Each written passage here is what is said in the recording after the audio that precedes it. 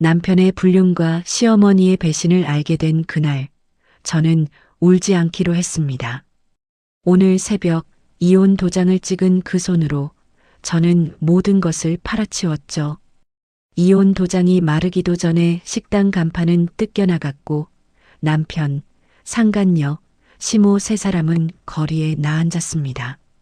남편의 무릎이 길바닥에 꺾이고 시어머니의 비명이 골목을 울리던 그 봄날, 저는 한 번도 뒤돌아보지 않았어요. 사연이 시작하기 전 좋아요와 구독을 눌러주세요. 오늘 하루 행운과 행복이 가득하도록 기원해 드릴게요. 오늘의 사연 시작합니다. 저는 김연이라고 합니다. 올해 42이 된 한때는 사장님 소리도 들었던 평범한 여자입니다. 저는 강원도 산골에서 일찍 아버지를 여의고 어머니 혼자 식당 설거지로 키운 외동딸로 자랐습니다. 가난이 뼛속까지 박힌 탓에 10원 한 장도 허투루 쓰지 못하는 사람이 되었지요. 20살에 무작정 서울로 올라와 작은 무역회사 격리로 12년을 일하며 5천만 원을 모았고 그 돈이 제 인생의 전부였습니다. 31살 비 오던 가을날에 거래처 직원이던 박성태를 만났습니다. 우산 없이 처마 밑에서 떨고 있던 제게 검은 우산을 씌워주며 멋쩍게 웃던 그 사람의 얼굴이 아직도 눈에 선합니다. 데이트할 때 도시락을 싸들고 와 벤치에 앉아 먹자고 하던 박성태가 저는 그렇게 듬직해 보였습니다. 결혼식 전날 시어머니 한복녀가 제 손을 꼭 쥐고 우리 아들 같은 놈 거둬줘서 고맙다며 눈물을 떨구던 모습은 한동안 제 마음의 든든한 기둥이었지요. 그 기둥이 썩은 나무 토막이었음을 깨닫는데 10년이 걸렸습니다. 박성태가 벌인 첫 번째 사업이 망하고 두 번째 호프집까지 말아먹은 뒤 시어머니가 제 손목을 붙잡고 식당 하나만 차려달라며 통곡했을 때 저는 결국 전 재산과 대출까지 끌어모아 시댁 동네에 상가 건물을 사고 백반집을 차렸습니다. 명의만큼은 제 이름 석자로 박아둔 것이 지금 생각하면 하늘이 저를 살린 동아줄이었습니다. 그리고 오늘 저는 그 동아줄을 잡아당겨 세 사람의 목을 조르러 왔습니다. 5월의 한낮 식당 앞 도로에는 커다란 트럭 2대가 서 있었습니다. 저는 길 건너편 작은 카페 창가에 앉아 따뜻한 아메리카노를 한 모금 머금었습니다. 유리창 너머로 보이는 우리 가게, 아니 이제는 남의 가게가 된 그 자리에서 뽀얀 먼지가 풀풀 일었지요. 철거반 인부 5-6명이 노란 헬멧을 쓰고 가게 안으로 성큼성큼 들어가는 모습이 마치 잘 짜인 연극의 첫 장면 같았습니다. 그때 가게 문이 벌컥 열리더니 윤지수가 앞치마 끈을 펄럭이며 뛰쳐나왔습니다. 26, 우리 식당 알바생으로 들어왔다가 안주인 행세를 하던 그 여자입니다. 아니, 아저씨들, 지금 남의 장사하는 곳에 불쑥 들어와서 뭐 하시는 짓이에요? 여기 사장이 누군지 알고 함부로 신발 신고 들어와요? 당장 안 나가요? 윤지수가 인부 한 명의 팔뚝을 붙잡으며 악을 썼습니다. 인부가 귀찮다는 듯 윤지수의 손을 툭 떨궈내며 종이 한 장을 흔들었습니다. 아이고 아가씨, 시끄럽게 소리치지 마쇼. 우리는 새 건물주가 돈 주고 부른 철거반 사람들이야. 여기 안에 있는 짐 싹 다 빼라고 해서 온 거라고. 아가씨 물건 있으면 다 부수기 전에 얼른 챙겨서 나가요. 윤지수가 입을 떡 벌리고 인부의 얼굴을 멍하니 쳐다보았습니다. 새 건물주라뇨? 그게 무슨 귀신 신나락 까먹는 소리예요. 여기 주인은 우리 시어머니 될 분이랑 우리 오빠라고요. 어디서 사기를 치려고 들어. 내가 확 경찰 불러버릴까 보다. 저는 커피잔을 입가에 댄 채로 입꼬리를 슬쩍 끌어올렸습니다. 시어머니라니, 오빠라니, 저 입에서 저런 말이 나오는 걸 듣고도 손이 떨리지 않는 제가 신기했습니다. 그때 가게 안쪽에서 한복녀가 머리를 산발한 채 뛰쳐나왔습니다. 아이고, 이게 무슨 난리야. 누구야, 누가 감히 내 피 같은 가게에 손을 대. 야, 이놈들아. 남의 밥줄 끊어놓으려고 작정했어? 이것들 다 때려 죽일 놈들 아니야. 다 나가. 싹 다 나가라고. 한복녀가 인부의 작업복깃을 움켜쥐고 흔들어댔습니다. 인부가 한복녀의 손을 떼어내며 한숨을 푹 내쉬었습니다. 아이고 할머니, 억지 좀 그만 부리고 진정 좀 하쇼. 내 옷 찢어지겠네. 자, 여기 이 서류 좀 똑똑히 봐요. 이 건물 어제 날짜로 주인 싹 바뀌었다니까. 우리가 뭐 심심해서 생사람 잡으러 왔겠소? 한복녀가 종이를 낚아채 들여다보더니 종이를 든 손이 부들부들 떨리기 시작했습니다. 아니, 이게 무슨 소리야. 건물이 넘어가다니. 김연희 이 쳐 죽일 년이 어디로 튄 거야. 연희야. 야, 김연희 어딨어. 내 아들 돈 다 빼돌리고 도망간 그 독한 년 어디 숨었냐고. 한복녀가 인부의 가슴팍을 밀치며 거리 한복판에서 제 이름을 부르짖었습니다. 저는 카페 창가에서 그 모습을 지켜보다가 컵받침에 잔을 또각 내려놓았습니다. 저는 자리에서 일어나 천천히 카페 문을 밀고 나갔습니다. 5월의 햇살이 제 정수리를 따끈하게 데웠고 신호등 앞에 선 제 그림자가 길게 늘어져 도로를 가로질렀습니다. 신호가 바뀌고 횡단보도를 건너는 동안 길바닥에 주저앉아 거품을 물고 있던 한복녀가 고개를 들어 저를 보았습니다. 너 인연. 아이고, 저기 뻔뻔하게 걸어오는 것 좀 보소. 호랑이한테 물려갈련. 한복녀가 손가락을 부들부들 떨며 저를 가리켰습니다. 옆에 서 있던 윤지수도 그제야 저를 발견하고 얼굴을 일그러뜨렸습니다. 언니, 아니, 김연희 씨, 이게 다 무슨 일이에요? 건물을 왜 맘대로 팔아요? 우리 오빠한테 말도 없이 이러는 게 어딨어요? 빨리 사실대로 다 말해봐요. 윤지수가 제 앞으로 달려와 두 손을 모으며 목소리를 짜냈습니다. 저는 윤지수의 얼굴을 천천히 훑어보았습니다. 땀에 번진 마스카라가 눈 밑에 시커멓게 번져 있었고 사장 행세를 하느라 새로 산 펄 귀걸이가 햇빛에 번쩍였습니다. 언니라니. 누가 내 언니야? 남편 꼬셔낸 상간녀 주제에 어디서 혓바닥을 함부로 놀려. 내 입에서 한 번만 더 언니 소리 나오면 그땐 그 주둥이를 확 찢어버릴 줄 알아. 저는 윤지수의 어깨를 손끝으로 툭 밀어내며 또박또박 끊어 말했습니다. 윤지수가 한 발 휘청 물러서며 눈을 동그랗게 떴습니다. 그때 가게 안에서 박성태가 머리를 쥐어뜯으며 뛰쳐나왔습니다. 연희야, 여보, 김연희, 이게 다 뭔 소리야, 저 무식한 놈들이 우리 가게를 다 부수고 있잖아. 누가 우리 가게를 팔았다는 거야? 내가 그런 거 아니지? 응? 박성태가 제 앞에 와 무릎을 털썩 꺾으며 바짓가랑이를 붙잡았습니다. 저는 박성태의 손을 내려다보며 짧게 헛웃음을 흘렸습니다. 우리 가게라니. 성태야, 넌 참 양심도 없다. 내가 그 건물 등기부등본 한 번이라도 본 적 있니? 머리가 나쁘면 눈치라도 있어야지. 내 피 같은 돈으로 산 내 건물을 내 맘대로 팔았는데 내가 왜 난리니? 제 목소리가 어찌나 차분하던지 저 스스로도 놀랐습니다. 박성태의 얼굴이 핏기를 잃고 하얗게 굳어갔습니다. 그게 무슨 말이야? 내 돈이라니. 우리가 같이 고생해서 일군 식당이잖아. 그리고 어제까지만 해도 넌 내 아내였잖아. 가족끼리 어떻게 이럴 수가 있어. 박성태가 떨리는 목소리로 매달렸습니다. 가족? 알바생이랑 바람나서 내 등골 빼먹을 때도 가족이었니? 어제 법원 가서 이혼 도장 쾅쾅 찍은 거 벌써 까먹었어? 서류 정리 다 끝났어. 우리는 이제 완전 남남이야. 길에서 굶어 죽든 말든 내 알 바 아니라고.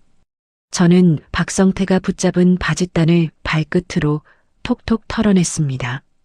한복녀가 그 말을 듣더니 땅바닥을 손바닥으로 쾅쾅 내리쳤습니다. 이 이혼이라니. 내 아들이랑 이혼을 했다고? 도장을 찍어? 아이고, 동네 사람들. 며느리가 시어머니 뒤통수를 치고 재산 다 빼돌려서 도망갑니다. 야, 김연희. 너 그러고도 천벌 안 받을 줄 알아? 사람 탈을 쓰고 어떻게 이래. 한복녀의 입가에 허연 거품이 일어 옷깃까지 흘러내렸습니다. 저는 한복녀 앞에 살짝 허리를 굽혀 눈높이를 맞췄습니다. 어머니, 며느리 피 빨아먹으면서 뒤로는 아들 바람 피우는 거 감싸주신 분이 할 소린 아니죠.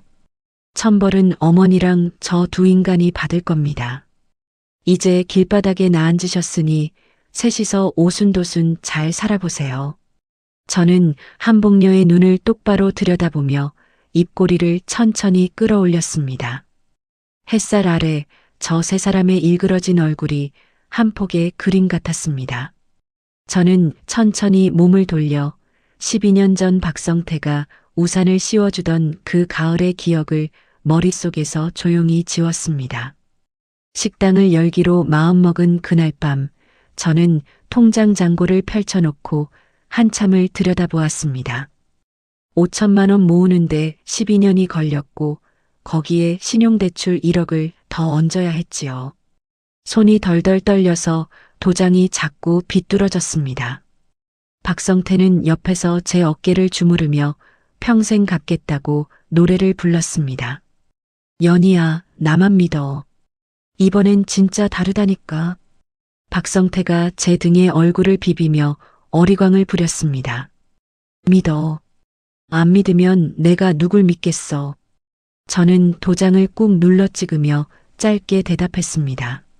상가 건물 계약서에 제 이름 석자를 박아 넣을 때 한복녀가 옆에서 한마디 거들었습니다. 연희야, 명의는 그래도 우리 성태 이름으로 하는 게 모양새가 낫지 않겠니? 한복녀가 입꼬리를 어색하게 끌어올리며 제 손등을 살며시 덮었습니다. 어머니, 대출이 제 이름으로 나와서요. 은행에서 안 된다고 하네요. 저는 한복녀의 손을 슬쩍 빼며 부드럽게 웃어 보였습니다. 그때 한복녀의 눈동자에 스쳐가던 그 서늘한 빛을 저는 못 본 척 넘겼습니다. 가게 문을 연 지 석 달 만에 동네에서 줄 서는 백반집이 되었습니다. 새벽 5시에 일어나 시장을 보고 6시에 가게 문을 열어 밑반찬을 깔고 점심 장사가 끝나면 잠깐 의자에 앉아 다리를 주물렀지요. 저녁 장사까지 마치면 밤 11시였습니다. 손바닥엔 칼자국과 대인 자국이 겹쳐서 굳은 살이 박였고 손톱은 늘 짧게 깎여 있었습니다.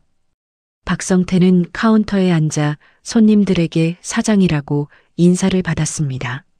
한복녀는 가게 입구 의자에 앉아 동네 아주머니들과 수다를 떨었지요. 우리 성태가 사업 수완이 좀 있어. 이 가게가 다 우리 아들 머리에서 나온 거야. 한복녀가 옆자리 아주머니의 무릎을 탁탁 치며 자랑을 늘어놓았습니다. 저는 주방에서 그 소리를 듣고 도마 위에 물을 탁 내려놓았습니다. 손님이 점점 많아져서 홀이 정신없어졌고 박성태가 알바생을 하나 뽑자고 했습니다. 내가 면접 봐서 똑똑한 애로 데려올게. 박성태가 휴대폰을 들여다보며 가볍게 말했습니다. 내가 볼게. 같이 일할 사람인데. 저는 앞치마에 손을 닦으며 한 발 다가섰습니다. 바쁘잖아. 주방 일도 산더미인데 면접까지 어떻게 봐. 박성태가 휴대폰을 주머니에 넣으며 제 어깨를 툭툭 두드렸습니다. 그 며칠 뒤 박성태가 데려온 사람이 윤지수였습니다. 26, 까만 단발머리에 입술이 빨간 여자였지요. 윤지수가 가게로 들어서던 첫날 저에게는 고개만 까딱하더니 박성태에게는 두 손을 모으고 허리를 깊이 숙였습니다. 사장님, 잘 부탁드려요. 열심히 할게요. 윤지수가 박성태를 올려다보며 눈웃음을 지었습니다. 박성태가 입꼬리를 해벌쭉 풀며 윤지수의 어깨를 두드렸습니다. 그래, 잘해보자. 우리 가게에서 일하기로 한 거 후회 안 하게 해줄게. 박성태가 윤지수의 어깨에서 한참 손을 떼지 않았습니다. 저는 주방 입구에서 그 손을 잠시 바라보다가 무채를 썰던 칼을 다시 들었습니다. 윤지수가 일을 시작한 지 한 달이 지나자 가게 분위기가 묘하게 바뀌었습니다. 한복녀는 윤지수가 출근하면 손수 보리차를 따라 내밀었고 점심때마다 굴비살을 발라 윤지수의 밥숟갈에 얹어주었지요. 지수야, 너 마른 것 같아. 좀 더 먹어라. 한복녀가 윤지수의 등을 쓸어주며 살갑게 굴었습니다. 어머님이 챙겨주시니까 제가 살이 안 빠지죠. 윤지수가 한복녀의 팔짱을 끼며 어리광을 부렸습니다. 저는 주방에서 그 소리를 듣고 손에 든 국자를 솥에 탁 내려놓았습니다. 며느리한테는 어머니라는 말도 입에 잘 안 붙는 양반이 알바생한테 어머님 소리를 듣고 좋아서 웃고 있었습니다. 그날 점심 장사가 끝나고 저는 앞치마를 벗으며 한복녀 옆에 다가가 앉았습니다. 어머니, 윤지수한테 너무 잘해주시는 거 아니에요.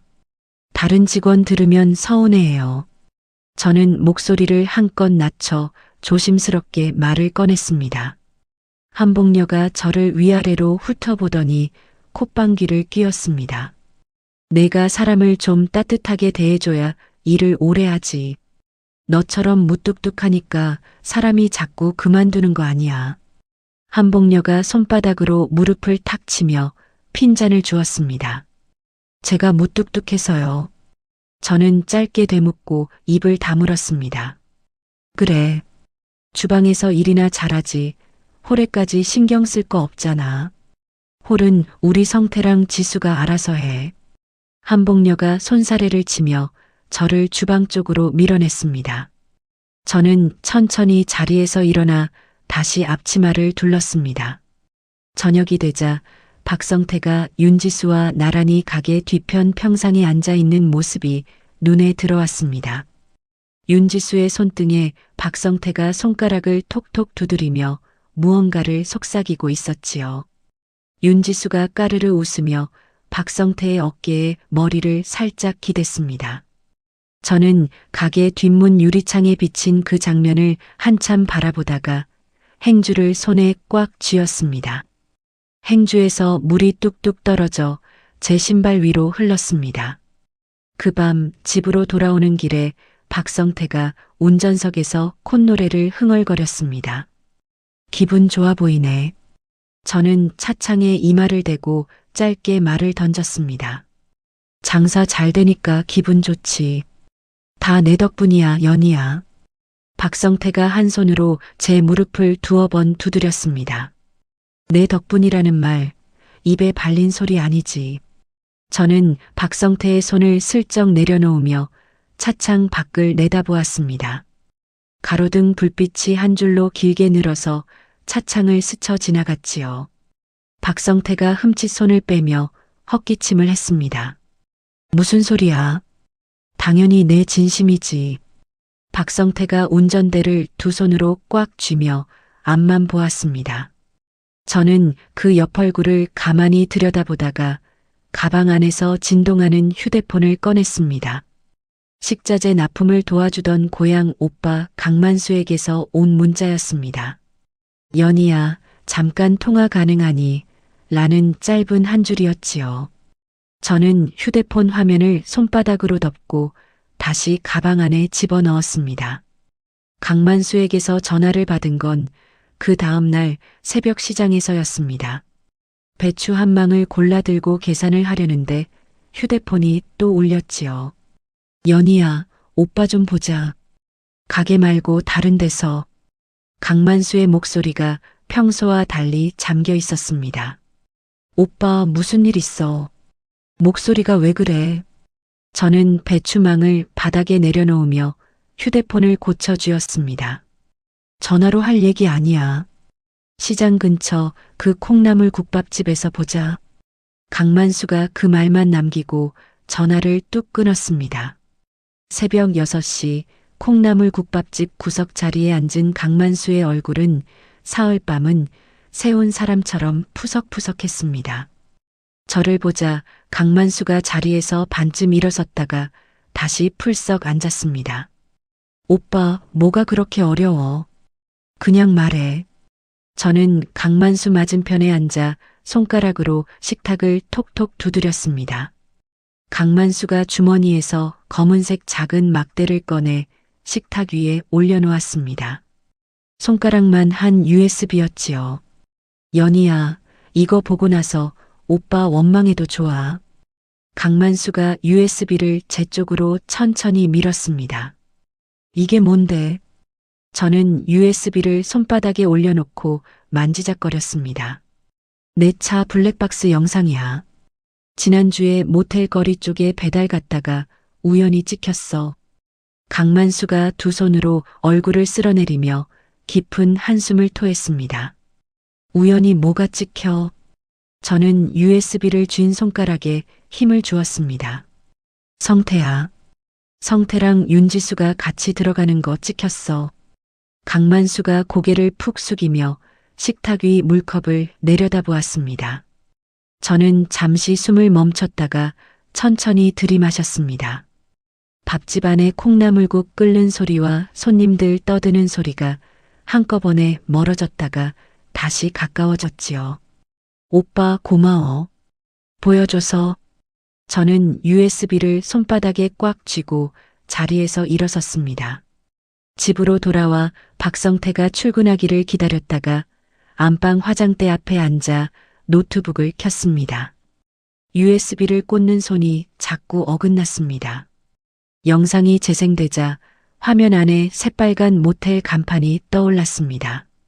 박성태가 한 손에 윤지수의 허리를 감고 모텔 유리문을 밀고 들어가는 뒷모습이 또렷이 찍혀 있었지요. 윤지수가 박성태의 목에 팔을 두르고 까치발을 들어 무언가를 속삭이는 장면에서 저는 노트북 자판을 손바닥으로 쾅 내리쳤습니다. 화장실로 달려가 변기를 붙들고 쓴 물을 개워냈습니다. 새벽에 먹은 콩나물국이 누런 거품이 되어 변기 안으로 쏟아졌지요. 거울 속 제 얼굴은 핏기 하나 없이 누렇게 떠 있었고 눈가에 시퍼런 그늘이 짙게 깔려 있었습니다. 세면대 가장자리를 손으로 짚고 한참을 그렇게 서 있었습니다. 피가 거꾸로 솟는다는 말이 무슨 말인지 그날 처음으로 몸으로 알았습니다. 목구멍이 뜨거워지고 손끝이 차게 식어 손가락 마디가 저절로 떨렸지요.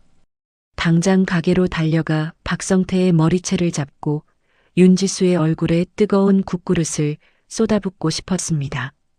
하지만 저는 세면대 거울을 노려보며 입술 안쪽을 꽉 깨물었습니다. 피맛이 혀끝에 번지자 그제야 정신이 들었지요. 김연희, 정신 차려. 여기서 무너지면 너만 거지 돼. 저는 거울 속 제 얼굴을 보며 또박또박 소리내어 말했습니다. 세수를 하고 머리를 다시 묶고 화장대 서랍 속 인감도장을 꺼내 손수건에 싸서 가방 안쪽 깊숙이 집어넣었습니다. 집안의 통장이며 부동산 서류며 손에 잡히는 대로 챙겨서 친정어머니 집으로 옮겨두기로 마음먹었지요. 그 와중에도 점심 장사 시간은 어김없이 다가오고 있었습니다. 저는 거울 앞에서 입꼬리를 두어 번 끌어올렸다 내렸다 연습한 뒤 가방을 어깨에 메고 현관문을 열었습니다. 가게에 들어서자 윤지수가 카운터 앞에서 박성태의 와이셔츠 깃을 만지작거리고 있었습니다. 오빠, 여기 단추 떨어지겠어요. 내가 이따 꿰매줄게. 윤지수가 박성태의 가슴팍을 손가락으로 톡톡 두드렸습니다. 우리 지수가 손재주가 좋아. 박성태가 윤지수의 손등을 슬쩍 쓸어내리며 입꼬리를 늘어뜨렸습니다. 저는 가게 문 앞에 잠시 멈춰 서 있다가 일부러 발소리를 내며 안으로 들어섰습니다. 왔어. 오늘 시장에서 좀 늦었네. 저는 앞치마를 두르며 아무렇지 않게 인사를 건넸습니다. 윤지수가 박성태에게서 한 발 떨어지며 어색하게 웃었습니다. 언니, 오늘 얼굴이 안 좋아 보여요. 어디 아파요? 윤지수가 카운터 안쪽에서 저를 위아래로 훑어보며 입꼬리를 끌어올렸습니다. 잠을 좀 설쳤어. 신경 써줘서 고마워, 지수야. 저는 윤지수의 눈을 똑바로 바라보며 부드럽게 웃어 보였습니다. 윤지수가 흠칫 어깨를 움츠리며 시선을 비켰지요. 점심 장사가 한창일 때 한복녀가 가게 안쪽 사무실에서 윤지수를 불렀습니다. 저는 김치찌개 한 냄비를 내가던 길에 사무실 문 앞을 지나며 안을 흘끗 들여다보았습니다. 문틈 사이로 한복녀가 가게 금고 다이얼을 돌리며 윤지수에게 무언가를 일러주는 모습이 보였습니다. 우리 새아가, 이 번호는 너만 알고 있어. 내 며느리 노릇은 이제 내가 해야지. 한복녀가 윤지수의 손에 금고 열쇠를 쥐어주며 입을 벙긋거렸습니다. 소리는 또렷이 들리지 않았지만 한복녀의 입모양 하나하나가 제 눈에 칼처럼 박혔지요. 윤지수가 두 손으로 열쇠를 받으며 한복녀의 어깨에 머리를 기댔습니다. 어머님, 저 정말 잘할게요. 윤지수가 코맹맹이 소리로 한복녀의 옆구리를 파고들었습니다. 저는 김치찌개 냄비를 든 손이 부들부들 떨려서 손등에 국물이 튀었습니다. 뜨거운 국물이 손등 살갗을 지나갔는데도 아픈 줄을 몰랐지요. 겨우 정신을 차리고 손님 테이블에 냄비를 내려놓는데 손님이 저를 올려다보았습니다. 사장님, 손에 화상 입으셨네. 얼른 찬물에 담그세요. 손님이 제 손등을 가리키며 혀를 찼습니다. 저는 손등을 다른 손으로 슬쩍 가리며 짧게 웃었습니다. 괜찮아요. 별거 아니에요. 저는 그 말만 남기고 주방으로 돌아갔습니다. 주방 싱크대 앞에 서서 찬물을 손등에 끼얹으며 저는 천장의 형광등을 한참 올려다보았습니다. 내 청춘 12년, 내 손에 박힌 굳은 살 12년, 그 모든 것이 저 사무실 안에서 금고 열쇠 하나로 넘어가고 있었습니다. 저는 수도꼭지를 잠그고 손등을 마른 행주로 꾹 눌렀습니다. 그날 저녁 가게 문을 닫고 집으로 돌아가는 길에 저는 운전석에 앉은 박성태에게 짧게 말을 건넸습니다. 성태야, 나 며칠 친정에 좀 다녀와야 할 것 같아. 엄마가 허리를 다치셨대. 저는 차창에 비친 박성태의 옆 얼굴을 흘끗 살피며 담담하게 말했습니다. 박성태가 운전대를 잡은 손가락을 가볍게 까딱였습니다. 그래, 다녀와. 가게는 어머니랑 내가 알아서 할게. 박성태의 입꼬리가 슬쩍 올라가는 것이 어둠 속에서도 보였습니다. 저는 고개를 끄덕이며 가방 안쪽에 손을 넣어 인감도장이 든 손수건을 꼭 쥐었습니다. 친정으로 가는 고속버스 안에서 저는 창에 이마를 대고 한참을 흔들렸습니다. 차창 밖으로 푸른 들판이 끝없이 펼쳐졌는데 제 눈에는 들판이 아니라 새카만 강물이 흘러가는 것처럼 보였지요. 휴대폰을 만지작거리다가 옛 동창들 연락처를 한 명씩 넘겨보았습니다. 손가락이 한 이름 위에서 멈췄습니다. 이정민, 고향에서 사법시험 붙었다는 소식까지만 듣고 연락이 끊긴 2살 위 선배였지요. 저는 마른 침을 한번 삼키고 통화 버튼을 눌렀습니다.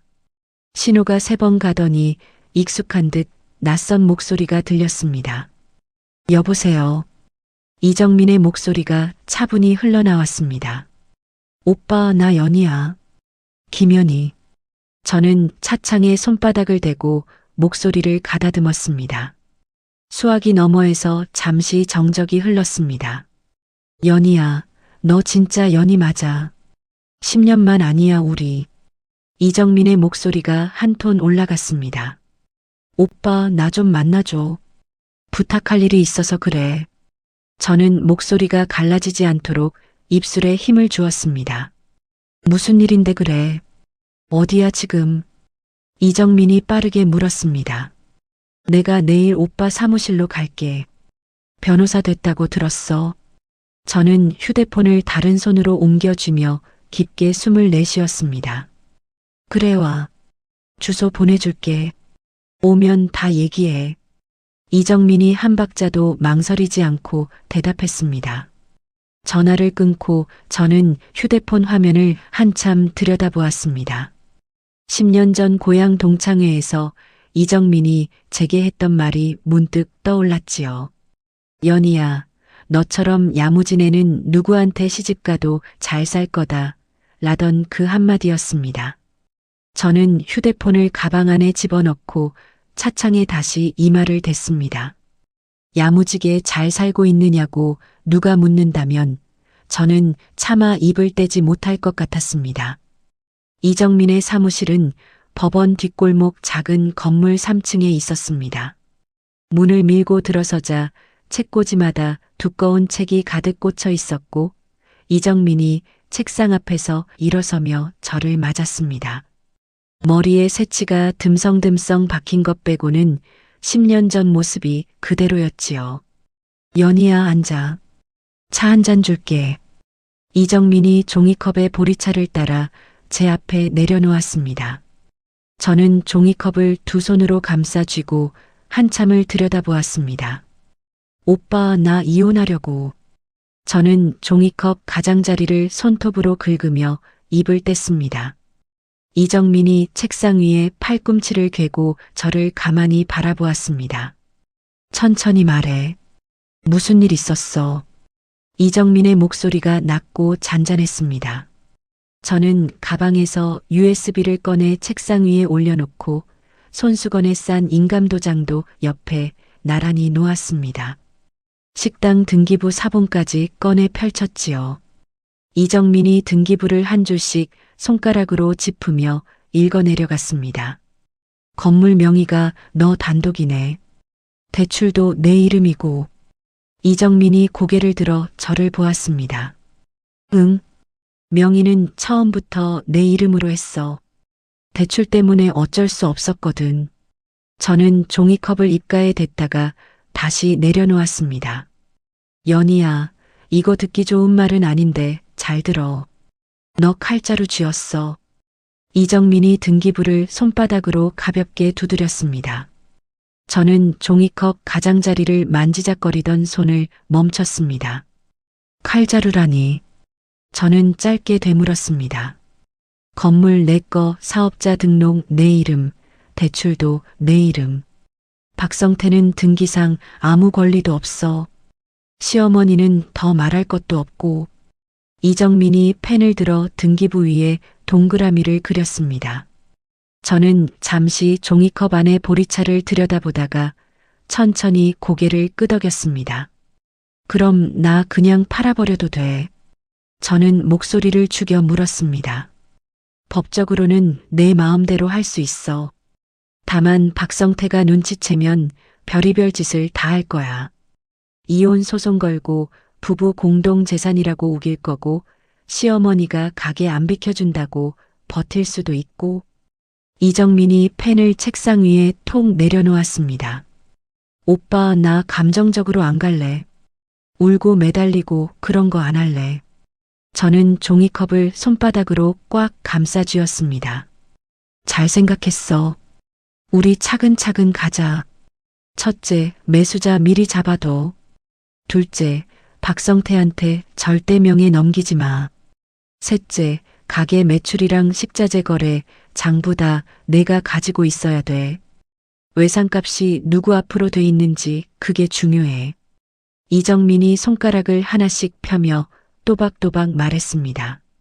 저는 가방에서 작은 수첩과 펜을 꺼내 이정민의 말을 한 줄 한 줄 적어 내려갔습니다. 펜을 쥔 손이 더 이상 떨리지 않았습니다.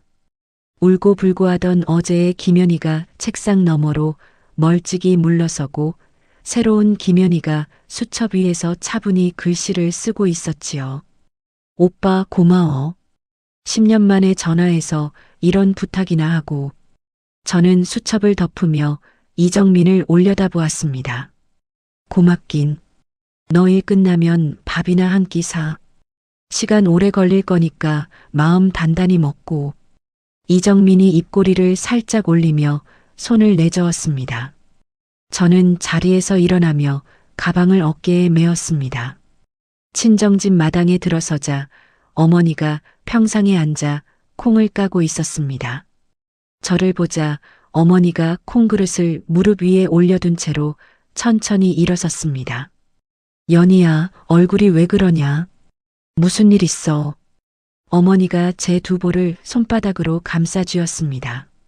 거칠고 마른 어머니의 손이 제 얼굴에 닿자 친정에 오기까지 꾹꾹 눌러둔 무언가가 목구멍으로 쑥 올라왔습니다. 엄마, 나 좀 안아줘. 저는 어머니의 가슴팍에 얼굴을 묻었습니다.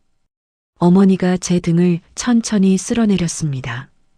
우리 딸 무슨 일이야?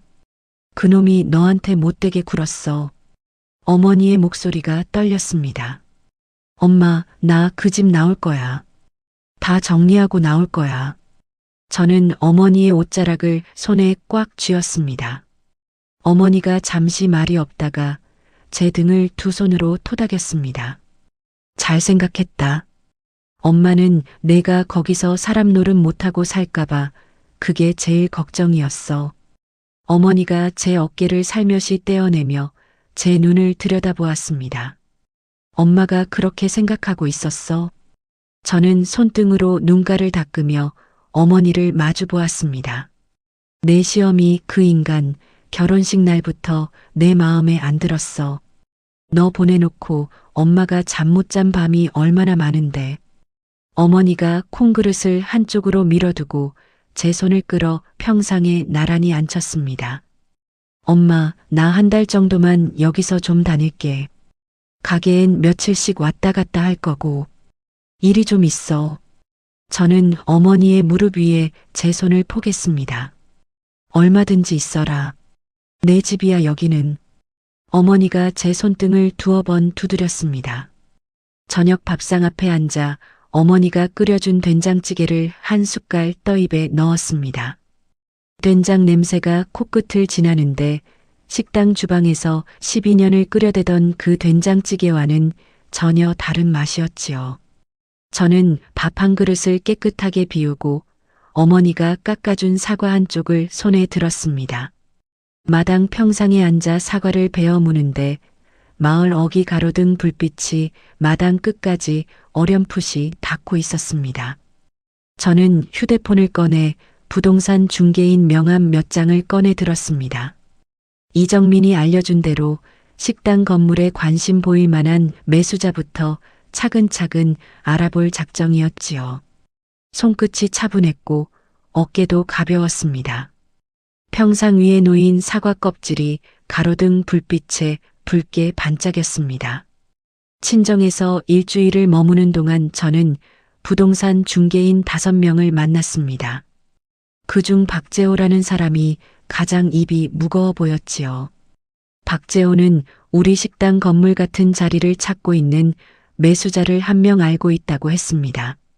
근처에 프랜차이즈 본사 건물을 짓고 있는 회사인데 우리 건물을 통째로 사서 직영점 자리로 쓰고 싶어 한다는 말이었습니다. 박재호가 손가락 2개를 펴서 제게 내밀었습니다. 사장님, 솔직히 말씀드릴게요. 시세는 18억인데 저쪽에서 22억까지 부르더라고요. 빨리 잡고 싶어서요. 박재호가 제 눈치를 살피며 조심스럽게 입을 뗐습니다. 22억이요. 저는 종이컵 안에 커피를 들여다보며 짧게 되물었습니다. 네. 권리금 따로 쳐서요. 대신 한 가지 조건이 있어요. 입소문 안 나게 조용히 진행해 달라고 그쪽에서 신신당부하더라고요. 박재호가 목소리를 한 톤 낮췄습니다. 제가 더 조용히 해야 돼요. 박 사장님. 우리 집안에 입 가벼운 사람들이 좀 있어서요. 저는 입꼬리를 살짝 끌어올리며 종이컵을 입가에 댔습니다. 박재호가 어색하게 헛기침을 하며 가방에서 가계약서를 꺼냈습니다. 저는 가방 안쪽 손수건에 싸두었던 인감도장을 꺼내 천천히 손바닥에 올렸습니다. 도장이 종이 위에 꾹 눌리는 순간 12년 동안 어깨를 짓누르던 무거운 짐 한 짝이 등 뒤로 슬며시 흘러 떨어지는 기분이었습니다. 박재호가 가계약서 사본을 봉투에 담아 제 가방 안에 넣어 주었지요. 잔금일은 한 달 뒤로 잡았어요. 그동안 사장님 마무리할 거 다 마무리하시고요. 박재호가 자리에서 일어나며 손을 내밀었습니다. 저는 박재호의 손을 마주잡고 짧게 흔들었습니다. 밖으로 나오자 늦은 봄바람이 머리카락을 한 줌 쓸어 올렸습니다. 길가 작은 꽃집 앞을 지나는데 노란 프리지어 한 다발이 눈에 들어왔지요. 저는 한참 만에 처음으로 꽃집 문을 밀고 들어가 프리지어 한 다발을 골랐습니다. 누구 드릴 건가요? 꽃집 아주머니가 종이로 꽃을 감싸며 물었습니다. 저요. 저한테 주는 거예요. 저는 꽃다발을 두 팔로 끌어안으며 짧게 웃었습니다. 가게로 돌아간 첫날, 저는 친정에서 다림질해 둔 깔끔한 블라우스를 입고 출근했습니다. 가게 문을 밀고 들어서자 한복녀가 카운터 옆 의자에 앉아 박성태에게 무언가를 일러주다가 저를 보고 입을 다물었습니다. 어머니, 저 왔어요. 친정 어머님은 좀 나아지셨어요. 저는 한복녀 앞에 가서 가볍게 고개를 숙였습니다. 왔으면 됐어. 가서 주방이나 봐. 며칠짜리 비웠다고 식자재가 엉망이야. 한복녀가 손을 휘휘 저으며 저를 주방 쪽으로 내몰았습니다. 네, 그럴게요. 저는 한복녀의 말끝에 별다른 토를 달지 않고 앞치마를 둘렀습니다. 윤지수가 카운터 안쪽에서 손톱을 다듬다가 저를 흘끗 쳐다보았습니다. 언니 친정 다녀오니까 좀 사람 같네요. 얼굴 좀 폈어요. 윤지수가 손톱줄을 까딱이며 입꼬리를 비틀었습니다. 저는 윤지수를 향해 활짝 웃어 보였습니다. 고마워, 지수야. 너도 요즘 얼굴이 더 환해졌더라. 저는 윤지수의 손등을 가볍게 두드리며 한 발 비켜섰습니다. 윤지수가 흠칫 손톱줄을 떨어뜨렸습니다. 박성태가 카운터 안쪽에서 휴대폰을 만지작거리다가 저와 눈이 마주쳤습니다. 연희야, 너 며칠짜리 비웠다고 가게가 영 휑하더라. 빨리 와서 자리 좀 잡아. 박성태가 멋쩍은 듯 휴대폰을 주머니에 집어넣었습니다. 내가 또 자리 잡아야지. 내가 안 잡으면 누가 잡겠어. 저는 박성태의 어깨를 손바닥으로 한번 툭 두드리고 주방으로 들어갔습니다. 도마 앞에 서서 물을 한 토막 집어들고 칼질을 시작했습니다. 칼날이 도마에 닿는 소리가 그날따라 시원하게 들렸지요. 며칠 동안 식자재를 부탁한 강만수가 가게 뒷문으로 박스를 들여놓다가 저와 눈이 마주쳤습니다. 강만수가 짐을 내려놓으며 입모양으로 괜찮냐고 물었습니다. 저는 도마 너머로 손가락을 살짝 올려 동그라미를 그려 보였습니다. 강만수가 짧게 고개를 끄덕이며 박스 위에 영수증 한 장을 살짝 얹어두고 나갔습니다. 영수증 뒷장에 작은 글씨로 외상감 명의 박성태로 다 돌려놓았다 라고 적혀 있었지요. 저는 영수증을 앞치마 주머니에 슬쩍 집어넣었습니다. 저녁 장사가 끝나고 가게 문을 닫는 시간, 한복녀가 윤지수에게 통닭 한 마리를 시켜 안쪽 사무실에서 술장을 차렸습니다. 박성태가 어디서 비싼 양주 한 병을 들고 들어와 사무실 책상에 탁 내려놓았지요. 엄마, 오늘 한잔하자. 우리 가게 이만큼 키워놨으니까 이젠 좀 즐겨야지. 박성태가 양주병 마개를 비틀며 큰 소리를 쳤습니다. 우리 성태가 효자야. 어디 가서 이런 효자 또 만나겠어. 한복녀가 박성태의 등을 토닥였습니다. 윤지수가 통닭 다리 하나를 한복녀의 접시에 올려놓으며 콧소리를 냈습니다. 어머님, 이거 드세요. 제가 살 발라드릴게요. 윤지수가 한복녀의 옆자리에 바짝 붙어 앉았습니다. 저는 사무실 문 앞을 지나며 안을 흘끗 들여다보았습니다. 세 사람이 마치 한 가족처럼 머리를 맞대고 앉아 잔을 부딪히고 있었지요. 연희야, 너도 와서 한잔해. 오늘 같은 날 같이 마셔야지. 박성태가 양주병을 들어 보이며 저를 손짓해 불렀습니다. 나는 술 안 마실래. 정리하고 가야지. 저는 사무실 문 앞에 잠시 서서 웃어 보였습니다. 고지식하긴. 평생 그렇게 살아라. 한복녀가 혀를 차며 잔을 비웠습니다. 저는 사무실 문을 부드럽게 닫고 카운터로 돌아갔습니다. 카운터 서랍을 열어 그날 매출 장부를 꺼내고 사업자 통장과 도장이 든 작은 가방을 챙겼습니다. 식자재 거래 장부, 공과금 영수증, 세무신고서, 사본까지 한 장 한 장 빠짐없이 챙겨 가방에 집어넣었지요. 손이 차분히 움직였습니다. 가게 안에서 한복녀의 웃음소리와 윤지수의 까르르 소리가 사무실 문틈으로 새어나왔습니다. 저는 카운터 위에 손바닥을 짚고 가게 천장을 한번 올려다보았습니다. 저 천장 아래에서 보낸 12년이 이제 한 달이면 마침표를 찍게 되겠지요. 가게 문을 잠그고 밖으로 나서자 길거리에 시원한 밤바람이 불고 있었습니다. 저는 가방을 어깨에 단단히 메고 길 건너편 가로등 아래까지 천천히 걸어갔습니다. 가로등 아래 멈춰서서 가게 간판을 한번 올려다보았지요. 연인의 백반이라는 흰 글씨가 노란 불빛 아래 흐릿하게 빛나고 있었습니다. 저는 그 간판을 한참 바라보다가 휴대폰을 꺼내 박재호에게 짧은 문자를 보냈습니다. 박 사장님, 잔금일 그대로 가시죠. 라는 한 줄이었습니다. 박재호에게서 곧바로 답이 왔습니다. 네, 사장님. 그대로 진행하겠습니다. 라는 짧은 답이었지요. 저는 휴대폰을 가방 안에 집어넣고 가로등 아래에서 천천히 걸음을 옮겼습니다. 뒤에서 가게 사무실 창문 너머로 박성태가 윤지수에게 무어라 큰 소리치는 목소리가 어렴풋이 흘러나왔습니다. 저는 그 소리에 잠시 발걸음을 멈췄다가 다시 앞을 보고 걸었습니다.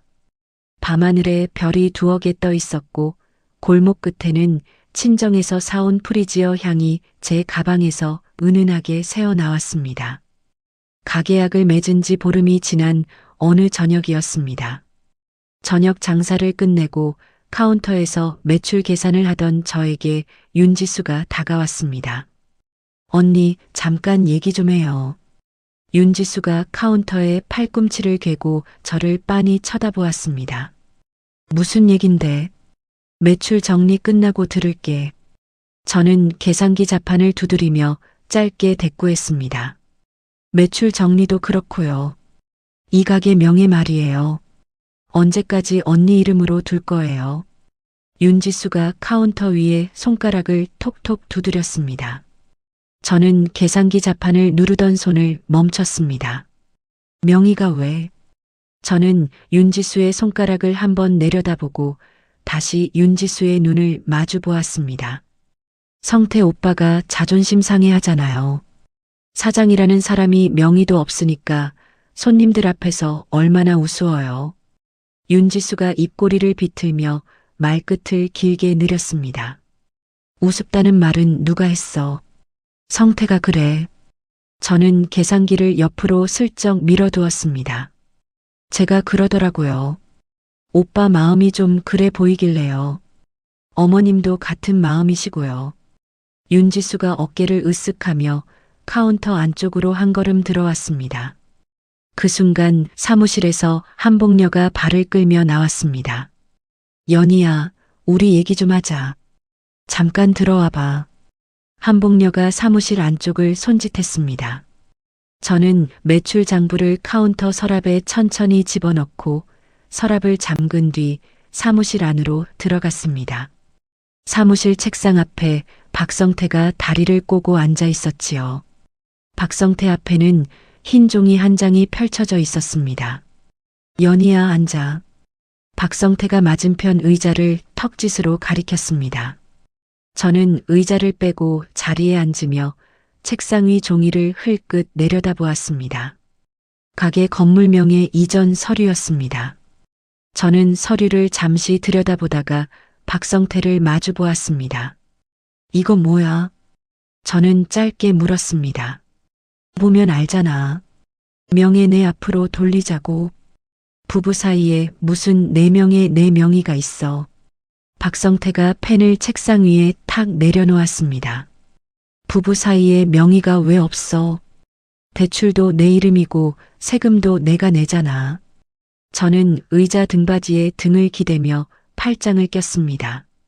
한복녀가 옆에서 의자 다리를 끌어와 박성태 옆에 바짝 붙어 앉았습니다.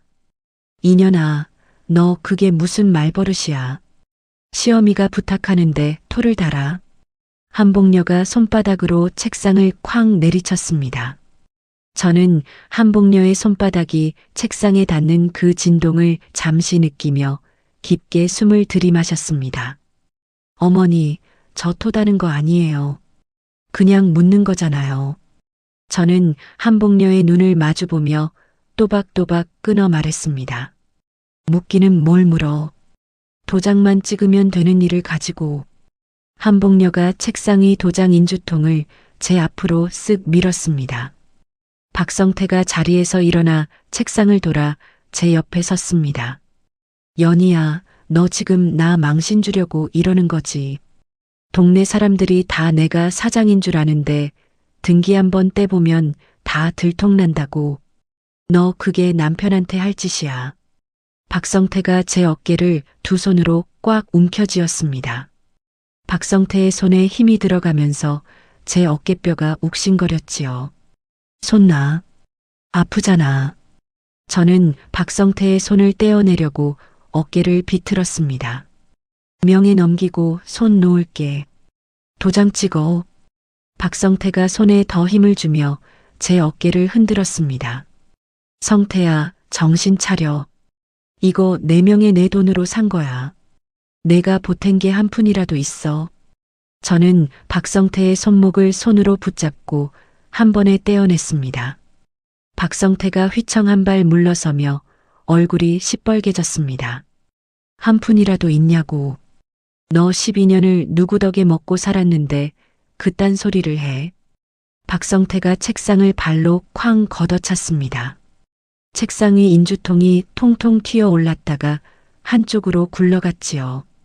한복녀가 자리에서 벌떡 일어나 제 머리채를 향해 손을 뻗었습니다. 인연이 어디서 우리 아들한테 큰 소리야. 너 같은 거 우리 집에 들인 게 내 인생 최대 실수다. 한복녀의 손가락이 제 정수리를 스쳐 머리카락 몇 가닥을 움켜쥐었습니다. 저는 한 발 옆으로 비켜서며 한복녀의 손목을 잡았습니다. 어머니, 손 놓으세요. 이러시면 저 가만 안 있어요. 저는 한복녀의 손목을 단단히 쥐고 또박또박 끊어 말했습니다. 한복녀가 제 손을 뿌리치며 입에 거품을 물기 시작했습니다. 내가 너를 며느리로 보고 살았더니 이젠 시어미를 잡네. 도장 내놔. 인감도장 어디 뒀어? 한복녀가 사무실 책상 서랍을 거칠게 열어젖혔습니다. 서랍 안에 영수증 다발이 와르르 쏟아져 바닥에 흩어졌지요. 어머니, 그거 영업 영수증이에요. 그만하세요. 저는 한복녀의 팔을 한 번 더 붙잡았습니다. 박성태가 책상 너머에서 저를 향해 손가락질을 했습니다. 너 오늘 도장 안 찍으면 집에 못 들어가. 안방 다 뒤집어서라도 찾아낼 거야. 박성태의 목소리가 갈라졌습니다. 저는 박성태의 얼굴을 가만히 들여다보았습니다.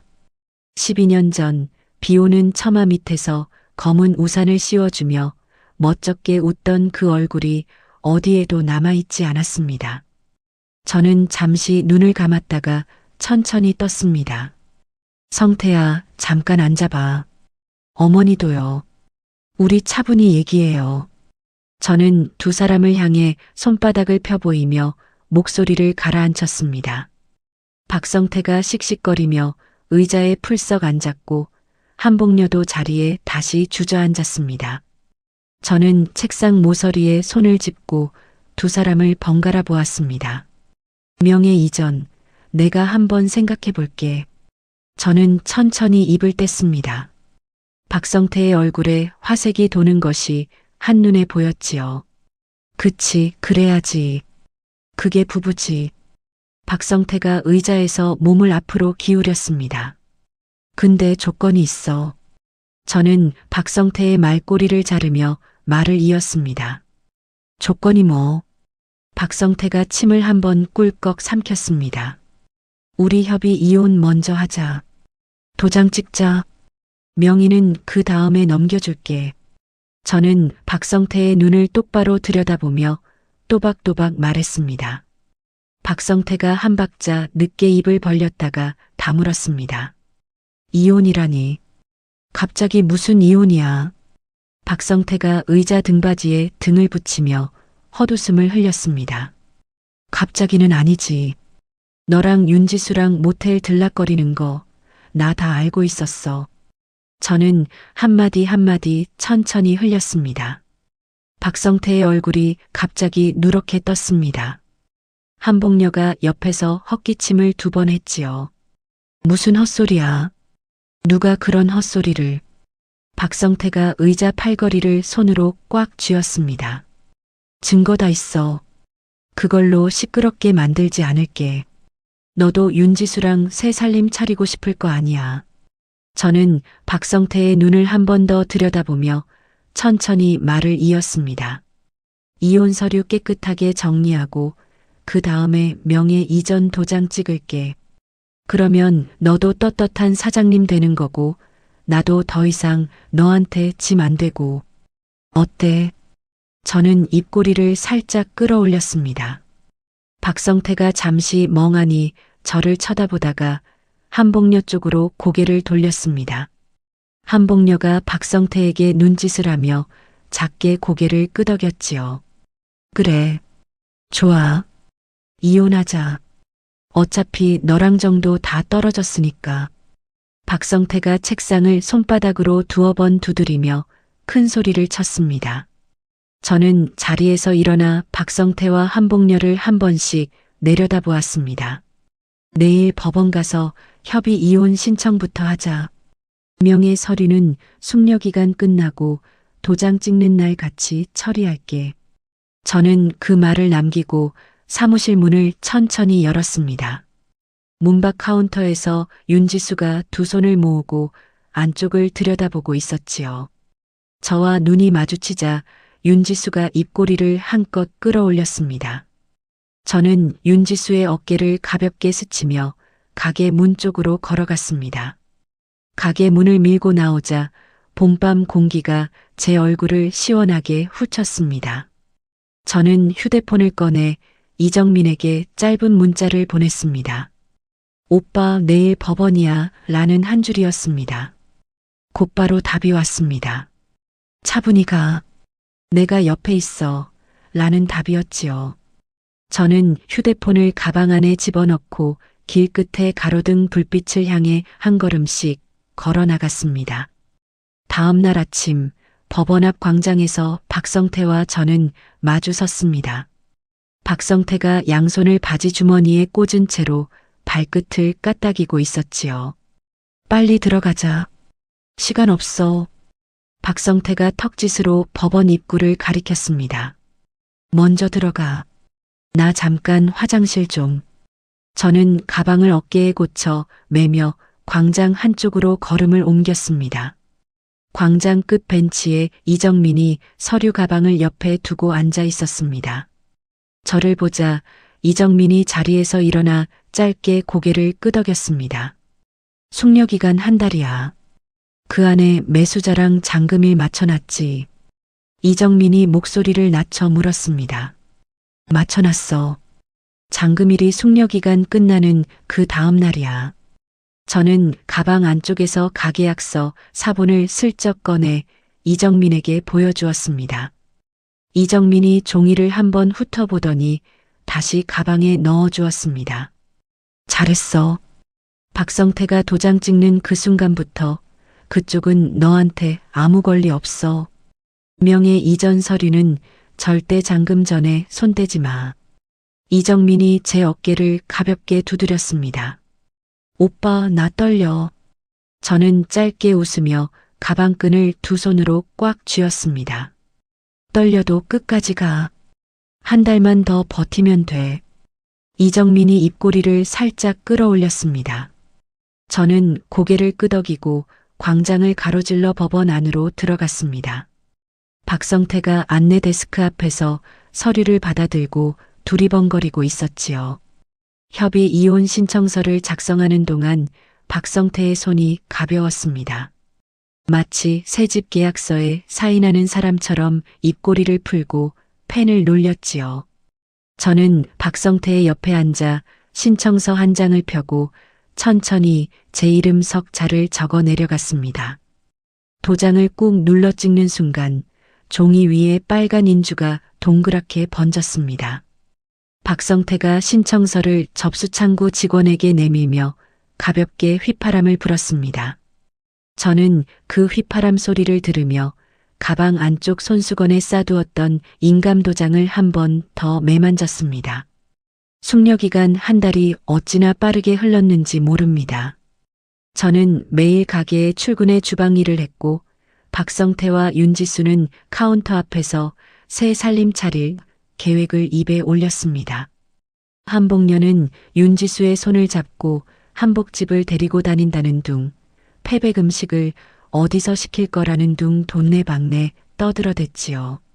저는 그 말들을 못 들은 척 물을 썰었고 콩나물을 무쳤고 김치찌개를 끓였습니다. 한 달이 차는 날 저는 평소보다 1시간 일찍 일어났습니다. 화장대 앞에서 머리를 단정히 빗고 연한 분홍색 립스틱을 꼼꼼히 발랐습니다. 거울 속의 김연희는 12년 전 결혼식 날의 김연희보다도 차분해 보였지요. 박성태가 안방에서 양복을 꿰입으며 콧노래를 흥얼거리고 있었습니다. 연희야, 오늘 끝나고 명예 서류 어디서 처리할 거야? 변호사 사무실 잡아놨어. 박성태가 넥타이를 매며 거울 속의 저를 흘끗 쳐다보았습니다. 법원 갔다 와서 점심 먹고 처리하자. 내가 다 준비해놨어. 저는 거울에 비친 박성태를 보며 부드럽게 웃었습니다. 박성태가 만족스러운 듯 입꼬리를 늘어뜨렸습니다. 법원 이혼 확인 절차는 생각보다 빠르게 끝났습니다. 판사 앞에서 두 사람 모두 이혼 의사가 분명하다는 답을 했고 도장을 한 번 더 찍었지요. 법원 문을 나서며 박성태가 휴대폰을 꺼내 어디론가 문자를 보냈습니다. 윤지수에게 보내는 문자가 분명했지요. 저는 박성태 옆에서 가방을 어깨에 고쳐 매며 광장 끝을 흘끗 살폈습니다. 이정민이 자기 차 운전석에 앉아 저를 기다리고 있었습니다. 성태야, 나 잠깐 어머니한테 전화 좀 하고 갈게. 너 먼저 변호사 사무실로 가 있어. 주소 보내줄게. 저는 박성태에게서 두어 걸음 떨어지며 휴대폰을 꺼냈습니다. 빨리 와. 늦지 마. 박성태가 손목시계를 두어 번 두드리며 광장을 가로질러 갔습니다. 박성태의 뒷모습이 모퉁이를 돌아 사라지자 저는 이정민의 차 조수석 문을 열고 올라탔습니다. 오빠 가자. 은행으로. 저는 안전벨트를 매며 짧게 말했습니다. 이정민이 시동을 걸며 입꼬리를 끌어올렸습니다. 은행 본점 응접실에 박재호와 매수자 측 대리인이 미리 와 앉아 있었습니다. 서류는 일주일 전부터 미리 검토를 끝내두었지요. 박재호가 저를 보고 자리에서 일어섰습니다. 사장님 오시느라 고생하셨어요. 잔금은 이미 송금 준비 다 됐어요. 사장님 도장 한 번이면 끝납니다. 박재호가 두 손을 모으며 가볍게 허리를 굽혔습니다. 매수자 측 대리인이 까만 가방에서 두꺼운 서류 뭉치를 꺼내 책상 위에 펼쳤습니다. 저는 책상 앞 의자에 앉아 서류를 한 장 한 장 천천히 넘겼습니다. 이정민이 옆에 앉아 손가락으로 중요한 줄을 짚어가며 살펴봐 주었지요. 서류 마지막 장에 제 이름 칸이 비어 있었습니다. 저는 가방 안쪽 손수건을 풀어 인감 도장을 꺼냈습니다. 도장의 손잡이 부분이 손바닥에 익숙하게 들어왔지요. 도장을 인주에 가볍게 찍고 종이 위에 천천히 눌렀습니다. 빨간 동그라미가 종이 위에 또렷이 박혔습니다. 매수자 측 대리인이 자리에서 일어나 휴대폰을 꺼냈습니다. 송금 진행하겠습니다. 매수자 측 대리인이 짧게 말하며 휴대폰 화면을 손가락으로 두드렸습니다. 잠시 뒤 제 휴대폰에서 진동이 울렸습니다. 화면을 켜자 입금 알림 문자가 떠 있었습니다. 22억 원 입금이라는 글자가 검은 화면 위에 또렷이 박혀 있었지요. 저는 휴대폰 화면을 한참 들여다보았습니다. 손가락 끝이 살짝 떨렸지만 그 떨림이 이번에는 두려움이 아니었습니다. 사장님, 축하드려요. 깔끔하게 마무리되셨네요. 박재호가 두 손을 비비며 환하게 웃었습니다. 저는 휴대폰 화면을 가방 안에 집어넣고 박재호와 매수자 측 대리인에게 차례로 손을 내밀어 악수를 했습니다. 두 분 다 고맙습니다. 덕분에 잘 마쳤어요. 저는 또박또박 인사를 했습니다. 은행 밖으로 나서자 박성태에게서 부재중 전화가 7통 와 있었습니다. 휴대폰을 잠시 들여다보는데 화면 위로 또 박성태의 이름이 떠올랐습니다. 저는 통화 버튼을 눌렀습니다. 야, 김연희, 너 어디야? 변호사 사무실에서 1시간을 기다렸어. 박성태가 휴대폰 너머에서 고래고래 소리를 질렀습니다. 성태야, 나 변호사 사무실 안 가. 저는 차분히 대꾸했습니다. 뭐라고? 명예 이전은? 박성태의 목소리가 한 톤 높아졌습니다. 명예 이전은 없어. 가게 건물, 오늘 아침에 다른 사람한테 팔았어. 저는 한마디 한마디를 또박또박 끊었습니다. 수화기 너머에서 한참 동안 아무 소리도 들리지 않았습니다. 무슨 말이야 그게? 박성태의 목소리가 갈라졌습니다. 가게 새 주인이 내일 아침에 짐 뺄 거라고 통보할 거야.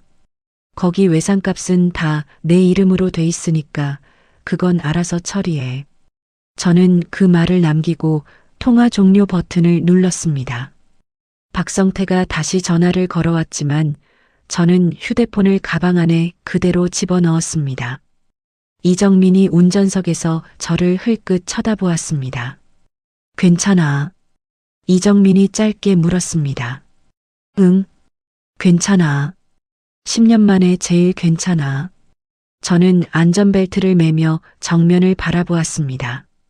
차창 밖으로 5월 한낮의 햇살이 도로 위에 환하게 부서지고 있었습니다. 저는 가방 안에 손을 넣어 인감도장 손잡이를 한 번 더 매만졌습니다. 손잡이 끝이 따뜻하게 데워져 있었습니다. 길 건너 카페 창가에 앉아 식당 쪽을 바라보던 그날의 햇살은 평생 잊지 못할 겁니다.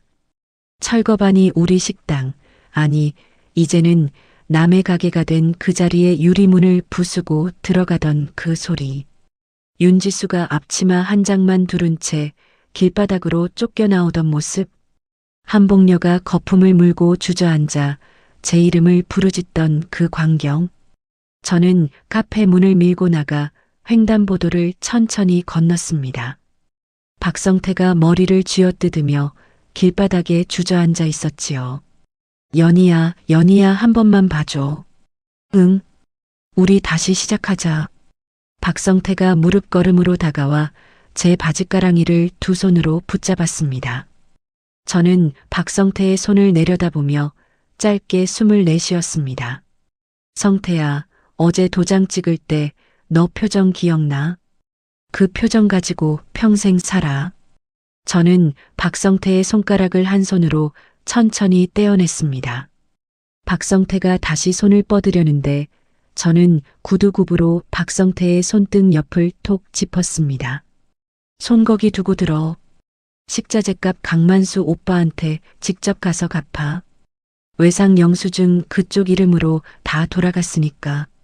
저는 한 글자 한 글자 또렷이 말했습니다.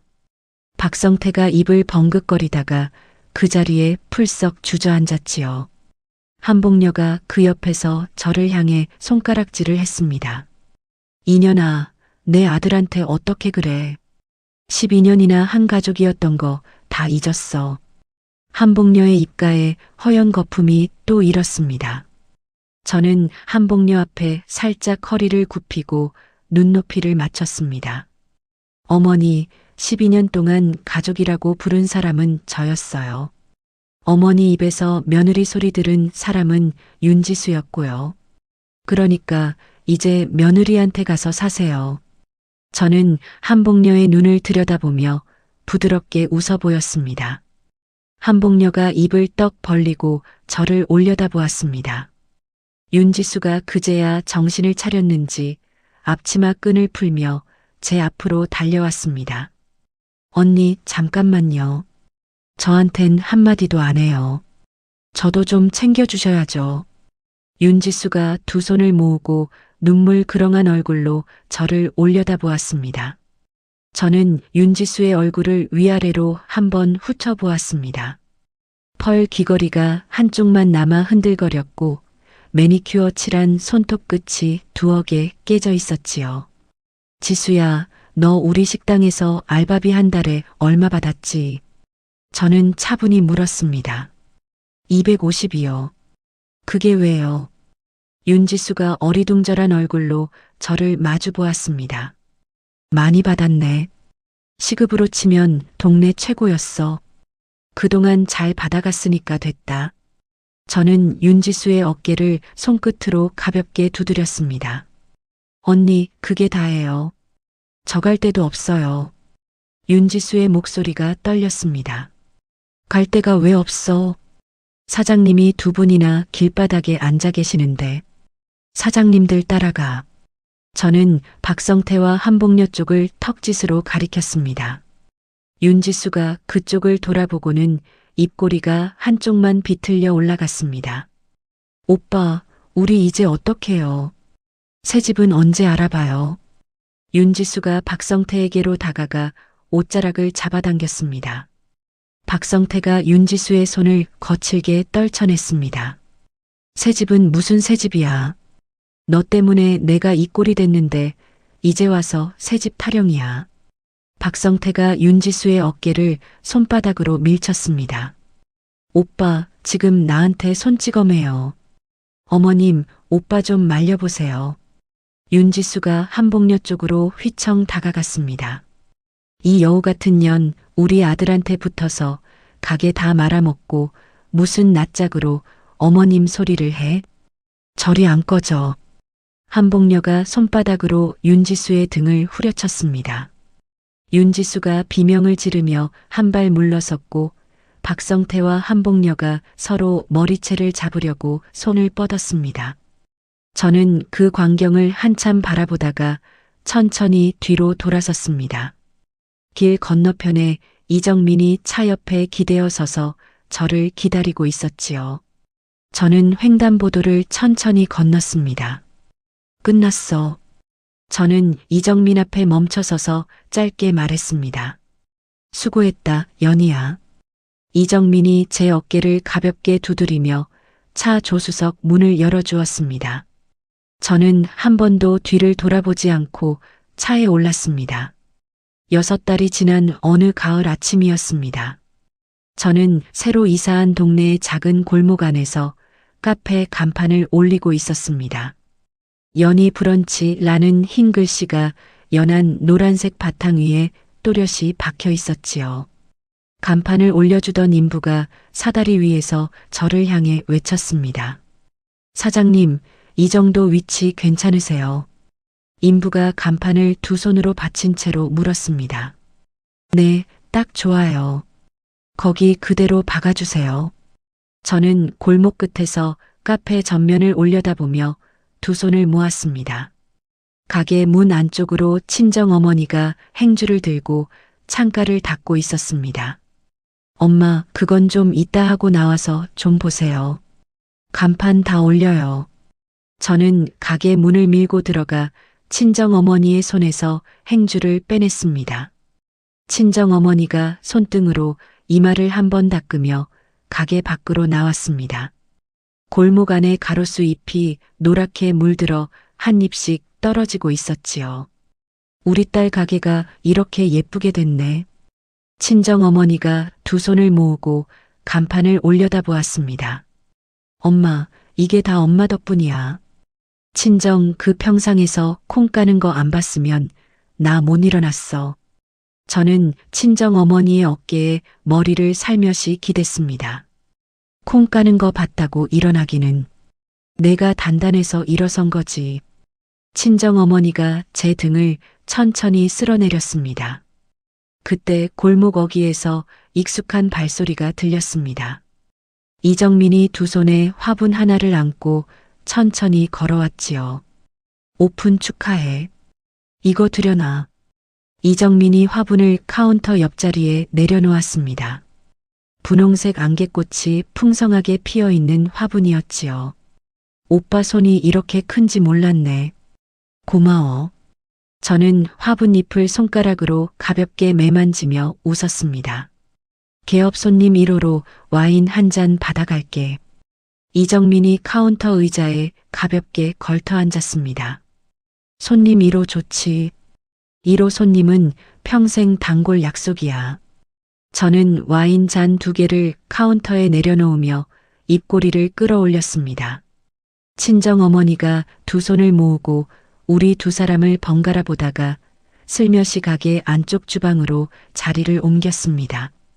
저는 와인 잔을 친정어머니 목까지 3개를 채워들고 주방 안쪽으로 따라 들어갔습니다. 엄마도 한 잔. 오늘은 다 같이 한 잔.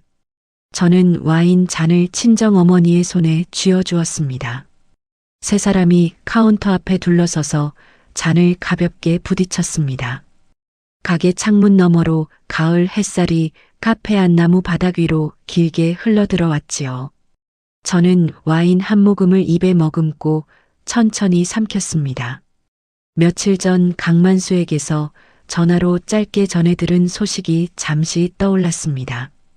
박성태와 윤지수가 새로 차린다던 가게는 보증금조차 못 구해 무산되었고 한복녀와 박성태가 식자재 외상값을 놓고 모자지간에 머리채를 잡았다는 소문이 동네에 파다하다고 했지요. 윤지수는 어디로 갔는지 행방조차 모른다는 말도 있었습니다. 저는 그 소식을 들은 날 휴대폰을 가만히 내려놓고 한 번 길게 숨을 내쉬었을 뿐이었습니다. 복수를 이뤘다는 후련함보다도 그 사람들이 더 이상 제 인생 한 줄에도 끼어들지 않는다는 사실이 더 좋았지요. 연희야, 저녁 손님 받으려면 메뉴판 한 번 더 봐야지. 친정어머니가 와인 잔을 내려놓으며 저를 채근했습니다. 네, 엄마. 이따 같이 봐요. 저는 친정어머니의 손등을 한번 두드리고 가게 문 쪽으로 걸음을 옮겼습니다. 가게 문을 밀고 한 발 밖으로 나섰습니다. 골목 끝에서 불어온 가을바람이 머리카락을 한 줌 쓸어 올렸지요. 저는 새 간판을 한 번 더 올려다보았습니다. 연희 브런치라는 흰 글씨가 가을 햇살 아래에서 환하게 빛나고 있었습니다. 저는 가게 문 손잡이를 두 손으로 가볍게 매만지며 새로 적은 영업시간 안내문을 유리문에 정성스레 붙였습니다. 오늘 첫 손님이 곧 가게 문을 밀고 들어올 시간이었지요.